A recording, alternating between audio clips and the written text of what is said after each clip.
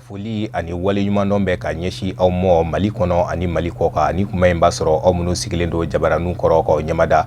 walasa faamuya bi sɔrɔ aw fɛ telesirifila bamanankan kunnafoni na walawalali bɛna kɔ ye minnu na Mali kunga ani diɲɛ fan wɛrɛw kunga ni y'a kuma selen ye.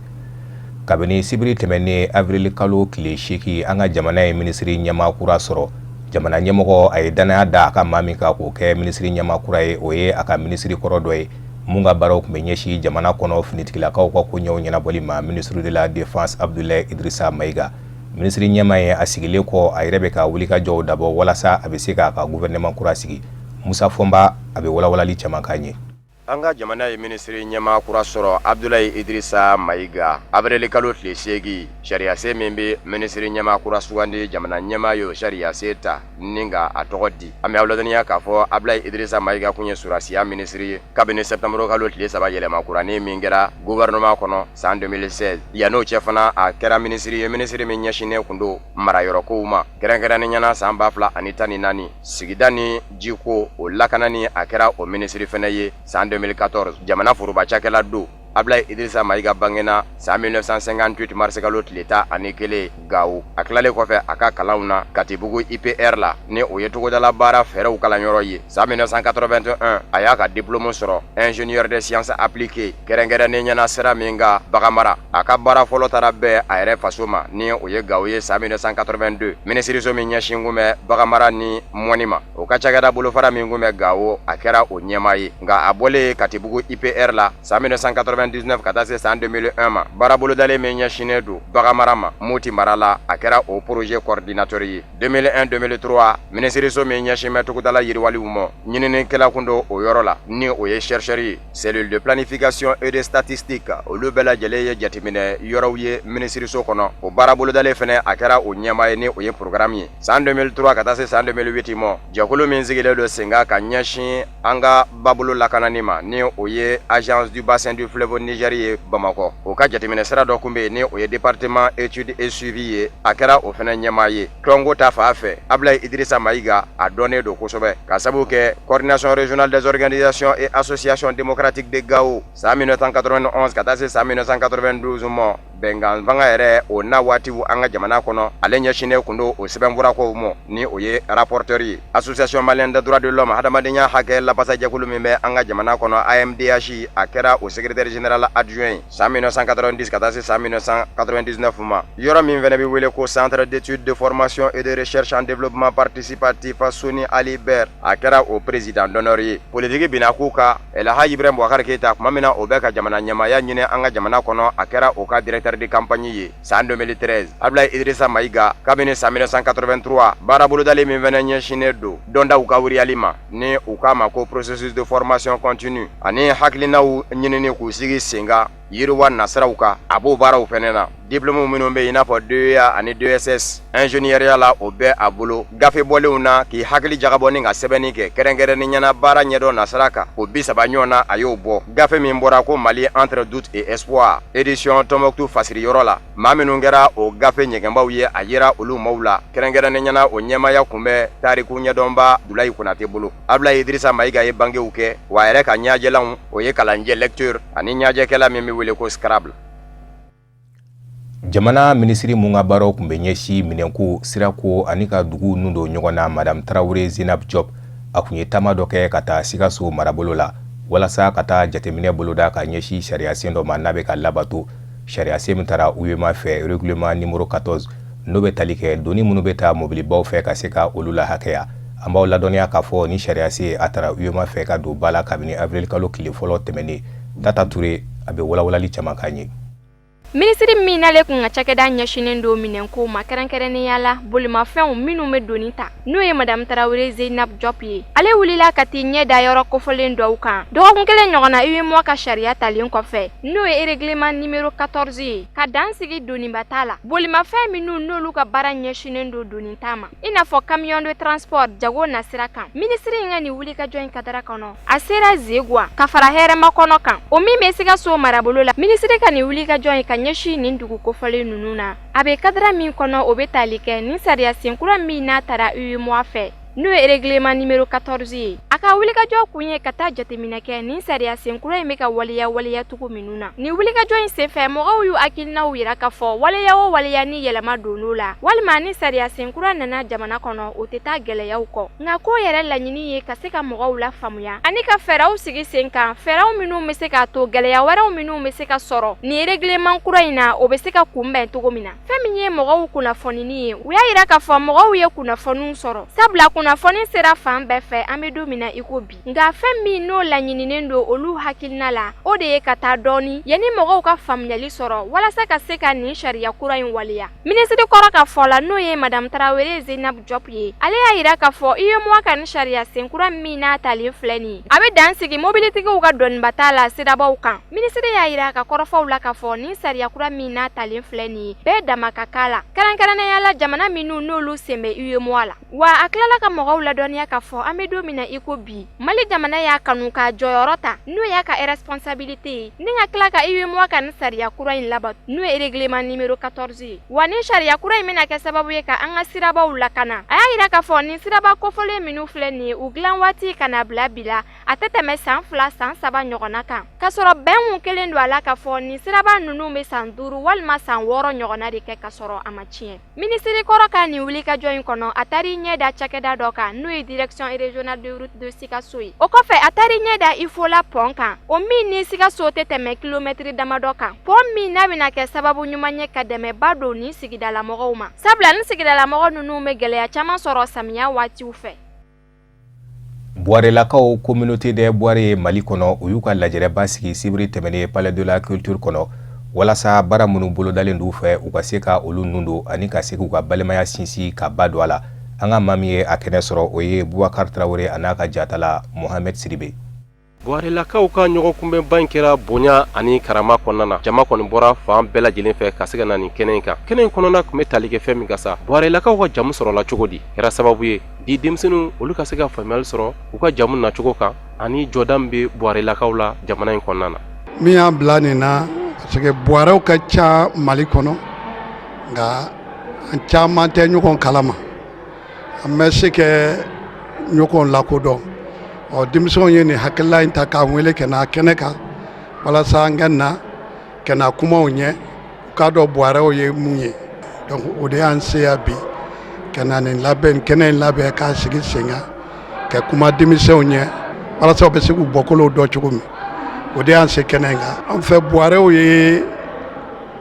caman buruju bɔra Manden na ka na Segu kɔnɔ. U sera Segu min kɛ u ye yɔrɔ dɔ sigi ko Dugwa. U majamu o yɔrɔ la kosɛbɛ u cayara ye kosɛbɛ o yɔrɔ la u yɛrɛkɛra de u ye yɛrɛkɛ min k'o la dɔw taara bani kɔfɛ dɔw donna ba fila ni ɲɔgɔn cɛ dɔw taara ba numanfɛn bolo la ni min ɲininkara i bɔra min anw bɔra Dugwa anw bɔra Dugwa o de ye Dugwangaya ye. Dugwangaya yɛrɛ juru taar'o fɛ denmisɛn kana bi k'o fɔ mɔgɔw ko sidɔn anw ye Dugwangaw ye a sɔrɔl'o fɛ donc k'a minɛ ba kinifɛ bolo n'a numan bolo fɛ fo Ɲafunge fo Douanza Dugwangaw sigira bɛɛ la ka taa k'a minɛ baba kɔfɛ ka taa bani kɔfɛ ka jigin Falo fɛ ka jigin Miɲankala kɔnɔ ka na sanfɛ ka taa fo Jɛnɛ u ye sigi k'o bɛɛ la donc an y'a ɲini bi an ka na ɲɔgɔn ma an ka jɛ ka sigi k'a dɔn Buarew ye mun ye an ka se k'o f'u ɲɛna. Kun min y'an bila nin na an y'a dabɔ kelenya de kama. Kelenya bɛ se ka sabati an ni ɲɔgɔn cɛ cogo min ani an yɛrɛ bɛ se ka ɲɔgɔn dɔn cogo min na ani an bɛ se ka fɛn bɔ ɲɔgɔn ye ka se ka an yɛrɛ kun dɔn parce que n'i ye jamana tiɲɛ dɔ ye mara ni ɲɔgɔn dɔnbaliya de bɛ na ni ko caman juguya ye quoi. Ni adamadenw ye ɲɔgɔn dɔn a tin bɛ don ɲɔgɔn na a hinɛ bɛ don ɲɔgɔn na fɛn caman de b'o kɔnɔ. Bon an ye baara in sigi o de kama. Buarelaka bɛ fan o fan an n'a bɛɛ ka se ka ɲɔgɔn ye. Bon an yɛrɛ mago bɛ maa bɛɛ la an sɛnɛnkun fɛn fɛn bɛ jamana kɔnɔ an mago b'a bɛɛ la pour que ka se ka sigi an ka se ka kuma ka se ka ɲɔgɔn dɔn quoi. Baara in dabɔla min kama o y'o de. An Buarelakaw an bɛ se ka ɲɔgɔn ye ka ɲɔgɔn dɔn ka se ka an ka histoire ɲini k'a dɔn ani cogo min na an Buarelakaw bɛ se ka bɛn ni kelenya ni sindiya k'o sinsin an ni ɲɔgɔn cɛ cogo min na o de ye sababu ye minnu na an ye association sigi n'o ye communauté Buarela et sympathisants association in a sigira depuis 2016 an ye récépissé fɛnɛ sɔrɔ bon ne mun fɔ Bɔrɛlaka tɔ bɛɛ lajɛlen Bɔrɛlaka a kɛra minnu bɛ Segu minnu buruju bɔra Segu région na ka taa sigi kɔrɔn fɛ Tombouctou mara kɔnɔ ani Mopti mara kɔnɔ Bɔrɛlaka bɛ Mali fan o fan k'a ta Kayi fo Tawudeni ani minnu bɛ jamana kɔ kan k'a jira bɛɛ lajɛlen na k'a fɔ ko Bɔrɛlakaw ni y'u ka association sigilen n'o ye CBS communauté Bɔrɛla et sympathisants a ɲinini Bɔrɛlaka bɛɛ lajɛlen fɛ mɔgɔ o mɔgɔ bɛ yen n'i ye nin ci ka ɲi mais i k'a bila i kun na i ye Bɔrɛlaka i bɛ association in na déjà an bɛɛ ye kelen ye wa kun fila ti a la kun ye mun ye an Bɔrɛlakaw an bɛ se ka ɲɔgɔn minɛ cogo min na ka se ka kɛ balimaya sinsin an ɲɔgɔn cɛ ka se ka bɛn ni kelenya sabati an ɲɔgɔn cɛ k'a yira maaw la ko nin ɲɔgɔn kunbɛ belebele Bɔrɛlakaw fɛ a kɛra sababu ye ka bɛn ani kelenya k'o sinsin u ni ɲɔgɔn cɛla la maaw ka se ka ɲɔgɔn dɔn ka se ka don da kelen fɛ ka bɔ da kelen fɛ ka ɲɔgɔn kungo kɛ kelen ye maaw hakilila k'a fɔ nin ɲɔgɔn kunbɛnba in a hakilina bɔra maa minnu na sa Bɔrɛlaka denmisɛnnin minnu bɛ Bamakɔ yan olu de farala ɲɔgɔn kan ka se ka hakilina in sigi sen kan wa kulo in kun cɛra ni ɲɛnajɛ belebele ɲɔgɔlɔnbɔlaw fɛ n'o ye Karacho maaw ani an ka manabɔlaba Alimanba ka se ka Bɔrɛlakaw ka tarikiw f'u ɲɛna. O de bɛ an sɛnsɛn ka se diɲɛ fan wɛrɛw kunnafoniw ma karamɔgɔ Musa Fɔnba a bɛ walawalali caman k'an ye.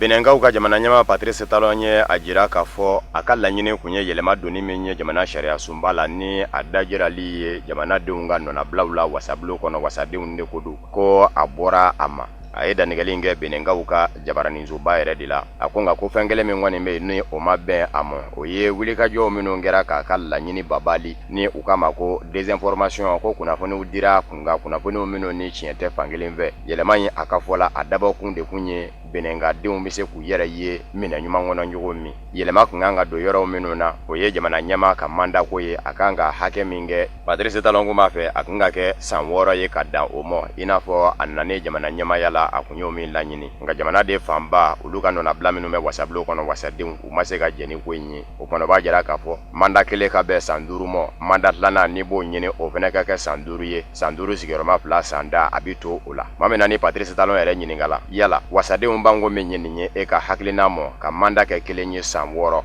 e yɛrɛ kun y'a laɲini k'a fɔ i bi dan manda kelen mɔ i kun bɛ ka o wulikajɔ de fɛnɛ kɛ walasa jamana sariya sunba a ka don o kɔnɔ n'a ma ɲa ko a ma don o kɔnɔ yala manda filanan i bi sɔn k'i kanbɔ k'o ɲini wa Patrice Talon y'a jira k'a fɔ n'o kuma fɛnɛ sera ko n'a kuma fɛnɛ na kɛ an bɛ aw ladɔnniya k'a fɔ avril kalo tile 4 tɛmɛnen wasadenw ye ɲɔgɔn sɔrɔ wasabilo kɔnɔ Patrice Talon ka sariya sen dajiralen u la min bɛ se k'a to yɛlɛma bɛ don jamana sariya sunba kɔnɔ u sigira ka jateminɛ kɛ a ka laban ka ba a la laɲini kun ye sariya ka fɔ la n'i ye wasadenw sigi sigiyɔrɔma 4 fo 7 bɛɛ lajɛlen ka diɲɛ ni a ye wasaden dun ye 84 ye o kumana 63 ɲɔgɔn na kun ka diɲɛ ni a ye nka kalata bɛ taa kɛ wasadenw ni ɲɔgɔn cɛ kuma min na 60 dɔrɔn de sera ka jɛ ni a ye saba min b'a jɛ o kɛra sababu ye ka Patrice Talon ka sariya sen dajiralenw bali ka sira sɔrɔ.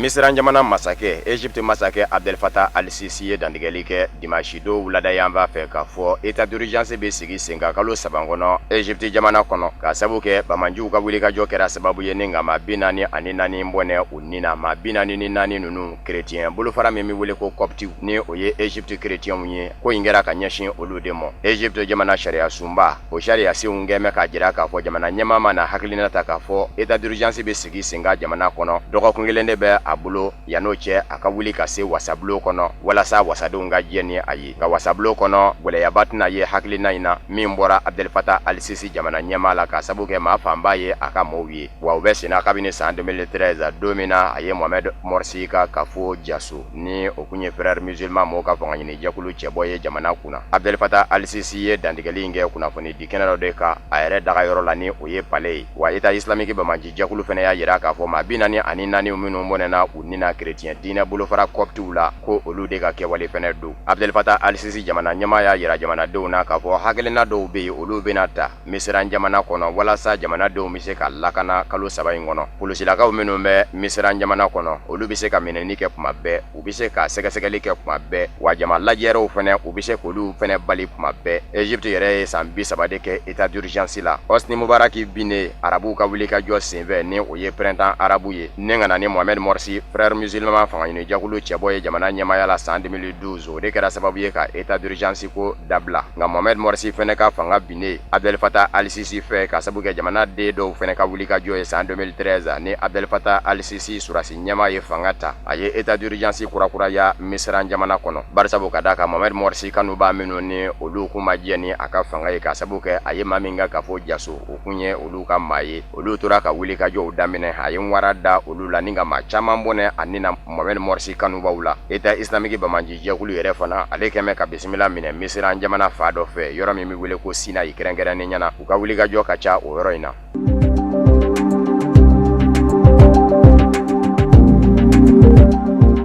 Somali jamana kɔnɔ Shebabu Bamanjilakaw ye wuli ka jɔ dɔ kɛ dimanche don avril kalo tile kɔnɔntɔn ka ɲɛsin Somali surasiya ɲɛma bakura mɔ min sigira surasiya ɲɛma baya la jamana ɲɛma Mohamed Abdulila Mohamed fɛ ni o ye Ahmed Mohamed Jimali ye maa ta ɲɔgɔnna de bɔnɛna a nin na nka surasiya ɲɛma ba yɛrɛ Ahmed Mohamed Jimal ale kisira ani surasiya jalatigiba caman de kun bɛ ɲɔgɔn fɛ taama in na Shebabulakaw de ye mɔbili dɔ de baratu ni furunbara ni caman ye o ka sɔrɔ ka boli k'i kunda u natɔ kan n'o kɛra sababu ye ka maa ta ninnu bɔnɛ u nin na wa Shebabulakaw fɛnɛ labanna ka jira k'a fɔ olu de nɔ don an bɛ aw ladɔnniya k'a fɔ Shebabu Bamanjilakaw kɛmɛ ka jira k'a fɔ diɲɛ seleke naani Bamanjiw bɛɛ lajɛlen la u ni Bamanji jɛkuluba min tɛgɛ bɛ ɲɔgɔn bolo o ye Al-Qaida ye u ka dantigɛli fɛnɛ na u y'a yira k'a fɔ fɛn min nimisa bɛ olu la bi u ka laɲini yɛrɛ kun ye fɛn min ye kɛrɛnkɛrɛnnen ɲɛna wulikajɔ in kɛtɔ k'u y'o jɛ k'o de dusukun kami bɛɛ u la nin bɛ ka kɛ kuma min ni jamana ɲɛmaakura Mohamed Abdulila Mohamed ye dantigɛli kɛ k'a fɔ musalaka tɛna kɛ Bamanji jɛkuluw ye Somali jamana kɔnɔ wa a ka dɔn fana k'a fɔ Somali bilama a bɛ kɛlɛ bolo de ka a ye wele fɛnɛ da ka ɲɛsin Somali jamana denw ma u ka lajɛ ka dɛmɛ don ka ɲɛsin Somali surasiya ma walasa Bamanjiw bɛ se ka kɛlɛ Somali jamana kɔnɔ a kun y'a jira fana k'a fɔ tile 60 o de di bɛ Somali denmisɛnninw ma minnu dan bɛ tugu Bamanjiw ka hakilina kɔ ni nka mugu ni kisɛ ta jamana kama yan'o tile 60 cɛ u ka lajɛ ka segin u kɔ ka maramafɛn bila ka don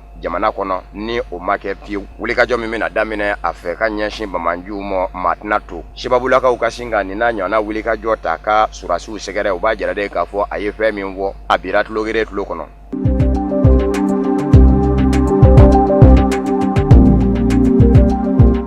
Kongo Kinshasa jamana fanga sinamatɔnw kun ye wele min da k'a fɔ ntɛnɛndon avril kalo tile ta ko nisɔngoya taamaw bɛ sigi sen kan jamana fantan naani bɛɛ lajɛlen la ka ɲɛsin jamana ɲɛma Joseph Kabila ka hakilinata le mɔ ka minisiri ɲɛma sugandi k'o sigi minisiri ɲɛma min ni o ma bɔ olu ka fanfɛ hali n'o y'a sɔrɔla olu ka fanfɛ makundu olu kun y'a fara a mɔ o tɛmɛnen kɔfɛ kerecɛn diinɛ ɲɛmaw ni fanga sinamatɔnw ni jamana ɲɛmaw jɛra ka sigi min kɛ ka bɛnkan tɛgɛnɔ bila ka bɛn ni desanburu kalo tile 31 ye o ye minisiri ɲɛma sugandi cogo min fɔ ko jamana ɲɛma y'o bɛɛ lajɛlen sɔsɔ o kumana ntɛnɛndon avril kalo tile 10 nisɔngoya taama sigigiw kun y'o ye nka Kongo Kinshasa polisiya y'a jira k'a fɔ jɛndi kɛ ni a ye maa si fɛ i ka nisɔngoya taama sigi sen kan jamana fansi dimanche tɛmɛnen an bɛ aw ladɔnniya k'a fɔ UDPS fangani jɛkulu ni o ye cɛkɔrɔba min mɛnna fanga sinamatɔ ɲɛmaaya la Etienne Tshisekedi ni a bira ka bɛn ni février kalo tile gale Belgique faba la Bruxelles ka si to san 80 ani san 4 na o ka fangani jɛkulu UDPS de kun ye wele da ka ɲɛsin fanga sinamatɔw ma kɛrɛnkɛrɛnnen ɲɛna a denkɛ Félix Tshisekedi min n'an bɛ bila a nɔ na bɛɛ lajɛlen kɛn bɛ ka ɲɔgɔn sɔrɔ fangani jɛkulu ka fara ɲɔgɔn kan jɛkulu min na ni u k'a ma ko rassemblement olu de kɛn kun bɛ ka wele in da nka jamana ɲɛma Joseph Kabila ka polisiw kɔni y'a jira k'a fɔ jɛn tɛna kɛ ni a ye nisɔngoya taama ka sigi sen kan ka bɛn ni ntɛnɛn avril kalo tile 10 ye Etienne Tshisekedi denkɛ Félix Tshisekedi ye dantigɛli dɔ kɛ k'a jira k'a fɔ jamana ɲɛma Joseph Kabila a b'a fɛ ni ka chrétien diinɛ ɲɛmaw ka baarakɛlen de kɛ fu ye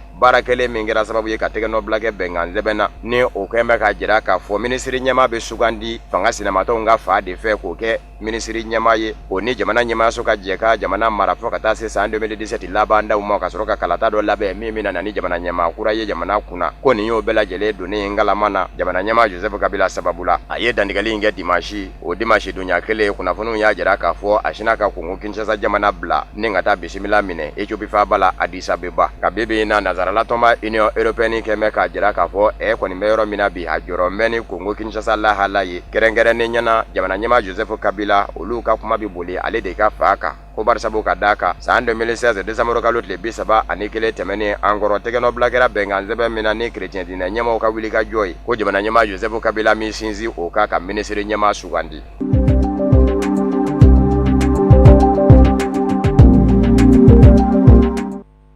sisan nɔ an bɛ se farikolo ɲɛnajɛ ma kulɔbugula 1 n'o ye kunfu shawlenikɛyɔrɔba ye Bangoni Janginɛbugu la. Kunfukɛyɔrɔ ye a sigili sen kan u ye a ɲɛɲani ɲɛnajɛw boloda ka bɛn ni kari tɛmɛnen avril kalo tile 9 Madarsa Sadusi waza kɔnɔ ka defaya di a Seyid Sherifu Usman Madani Haidara ma ni o nɔrɔ bilala a denkɛ fɛ Sherifu Ahmed Tijani Haidara. An ka maa minnu kun bɛ a kɛnɛ kan o ye Yusuf Kulubali a n'a ka jatala Sedu Ɲare.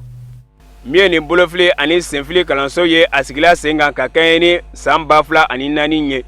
min ŋaniyaw a n'a wulikajɔw kɛla Maître Yaya Sangare ani Ala ma hinɛna Maître Salim Silala min ye kalanbulon Wula Club 1 n'o filɛ nin ye Bangoni Janginɛbugu la bi. Senfili ani bolofili wulikajɔba minnu bɛ k'a fɔ u bɛ walan t'a kɔnɔ a bɛ t'i jɔ maa 100 a n'a kunkanfɛn na. O maa 100 a n'a kunkanfɛn na maa 11 b'o cɛma minnu ka dɔnni kɔrɔtalen bɛ kosɛbɛ ni ka tɛmɛ tɔw bɛɛ lajɛlen ta kan a bɛ fɔ minnu ma ko ceinture noire walasa kalandenw ye kalansen minnu faamu o ka lakɔrɔkaramɔgɔw bolo o k'o da kɛnɛ kan. Mɛtiriw, kalandenw, kalanden sɔmaw, maa minnu bɛ k'a fɔ o ye senfili ani bolofili matarafabaw ye a n'a kanubagabaw don o bɛɛ lajɛlen yɛlɛ kɛnɛ in kana na walasa ni ka sankɔrɔ ta ka kɛɲɛ ni Konfo Shaolin Wula Club 1 maaw ka welelikanw ye. Kɛnɛ kan o dɛmɛbagɛrɛ minnu bɛ k'a fɔ olu ye senfili ani bolofili matarafabaw ye olu fana y'o dɛmɛbaaraw la i n'a fɔ Dojo Akiniwat n'o ɲɛmaaba ye Boubacar Traoré o k'o ma ko P, Dojo Samsam Club Maître Bajɛ ani Yaya Sangare fo ka na se Club Wula Club 3 maaw ma. Senfili ani bolofili wulikajɔ in kɛnɛ kan denmisɛnnakaw o ye ɲɔgɔnlen bɔ ɲɔgɔnlɔ min bɛ kɛ sababu ye bolofili ani senfili tigilama yɛrɛ bɛ se k'i yɛrɛ ladamu kɛ cogoya min kɛnɛw kan o y'o yira adamadenw na. Ni kalanbulon kɔfɛlen minnu filɛ nin ye a bɛɛ lajɛlen ye tigɛ ka bɔ i jakɔrɔ ni wulikajɔw ye i n'a fɔ Tutu 1 wali kelen Nat 1 wali kelen min bɛ kɛ ni Bamuru ye o k'o ma ko Daisho wali kelen adamaden yɛrɛ bɛ se k'i makara cogoya min na n'a kama ko Adan Defense o bɛɛ lajɛlen yɛlɛ kɛnɛ kan min ye ko lamɛnbaaw ye o ka nisɔn wasa o y'a da kɛnɛ kan. Bon hakilila min b'an na vraiment an yɛrɛ an bɛ an ka denmisɛnninw fo n'o ye Wula Club 1 denmisɛnninw ye minnu sɔnna ka nin organiser n'i y'a mɛn k'a fɔ Wula Club yɛrɛ tɔgɔ dalen bɛ an ka maître ba la n'o ye maître Daramani Jara di Wula kabini an bɛna ka na gala kɛ kuru in kɔnɔ yan nɔ Mawuludu kɔnɔna na maître Wula olu de nana n'o hakilila ye k'o don Mawuludu kɔnɔna na donc o bɛɛ baara o nɔnabilaw de ye nin halisa donc an bɛ Haidara yɛrɛ fo ale mun sɔnna k'a ka kuru d'an ma o kumana toujours halisa an b'a fɔ denmisɛnninw ɲɛna n'a fɔra ko kunfu ou bien ari discipline de don a dabɔlen don i k'i faw dɔn i faw ye k'i baw dɔn i baw ye k'i kɔrɔ dɔn i kɔrɔw ye k'i ka maître dɔn i ka maîtriw ye donc o de ye discipline yɛrɛ ye a ma dabɔ k'a fɔ ko ne bɛna kalan ka taa kɛlɛ k'a la a ma dabɔ o kama a dabɔra farikolo ɲɛnajɛ de don. Maa min tun bɛ ka kɛnɛ in defa tilama jɔyɔrɔ fa kɛnɛ kan ni senfili ani bolofili matarafabakɔrɔ don a y'a ka nisɔndiya fana fɔ kɛnɛ in kana na o ran bɛɛ a ye welekan bila denmisɛnninw ma cogoya min na o bɛ se ka cɛsirijala kɛ 2 ye min bɛ kɛ sababu ye o ka se ka walandaw faamu kosɛbɛ. Bi wulada in na an nisɔndiyalen don ka fara an ka mɛtiriw kan ni o ye an ka karate mɛtiriw ye Kinfo Shaolin sira kan bi ni o y'o ka anniversaire ye sali anniversaire yan nɔ ne o ye kuru kɔnɔna ye o ye o ka bonyamasegin o ka foli n'o ka waleɲuman dɔ o y'a kɛ Seydi Sherifu Usman Madani Haidara ye a ka wulikajɔ la u ye ni o de a ka kuru ka to ka bolo kan mun ka sɔn farikolo ɲɛnajɛ ni o ye karate o bɛ se ka kɛ yan cogo min o la an bɛ a fɔ an bɛ encouragement de kɛ nin sira kan k'a fɔ ko nin ka kan kosɛbɛ sabu ka d'a kan karate nafa caman de b'a la. Min nin ɲɛnajɛ in ye min kɛnɛ sigila Wula Club 1 maaw fɛ o ye bamasegi ta ni ka a Seydi Sherifu Usman Madani Haidara sɛgɛrɛ ani maaba caman gɛrɛw minnu ye wulikajɔ kɛ senfili ani bolofili nasiraw fɛ sani baaraw yɛrɛ ka daminɛ sagani kunkuru kelen ta sibila o kɛla ka ɲɛsin Maître Salim Sila ma o min kɛra sababu ye ni ka sali Wula Club 1 Bangoni Janginɛbugu la ni k'o sigi sen kan. O de bɛ dansigi an ka bi bamanankan kunnafoni sɔrɔlenw na mun labɛnna kunnafoni diso ɲɛmayaso fɛ ka kɛɲɛ ni kuma in ye aw k'an bɛɛ laseli wɛrɛ.